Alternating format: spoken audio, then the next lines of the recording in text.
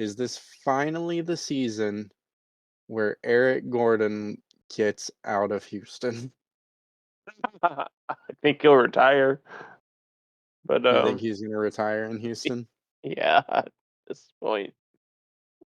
So What we know that James Harden wants to go back to Houston, or at least that's the rumor.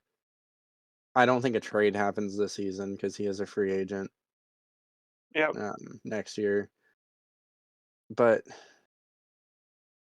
I don't know what Eric Gordon's contract looks like or whether that would hinder that. But Eric Gordon is the perfect player to go to a contending team.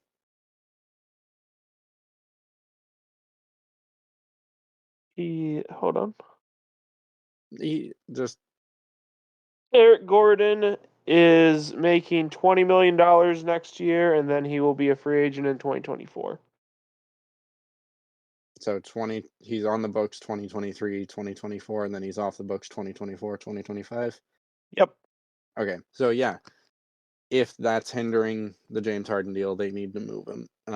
And he fits as a veteran off the bench 3-point threat for a contending team. Outside of that, the players linked to Houston, there's only one I can find, which is John Collins. John Collins is just linked to everybody, so I just don't get that. When I said I just don't get that. Why does Houston want John Collins? why wouldn't they? Does he even fit their time frame? That's I my don't thing. I don't mind the player. I'm just trying to figure out, like, what are you trying to accomplish with this? More offense? I mean that's so he's only 25. It's not like he's It's gonna be playing along 19-year-olds. I still think he would fit the timeline because Oh, okay. but the question is what do you trade for him? You are not Your trading pick? a you're not trading a pick in this year's draft. Nope. If you are in the lottery, unless you are getting quality player, you're not trading your first if you're in the sweepstakes.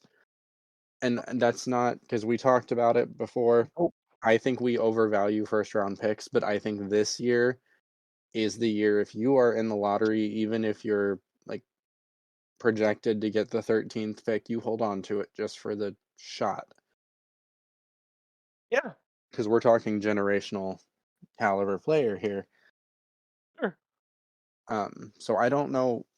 It's weird to say, but I don't know if they have the assets to get Collins. I mean, yeah. I don't disagree, but Next, my team, the Pacers. what Or are the non-hot Pacers take. gonna do? Go ahead. What's your hot take? Oh, hot take. Victor's not going to be anything.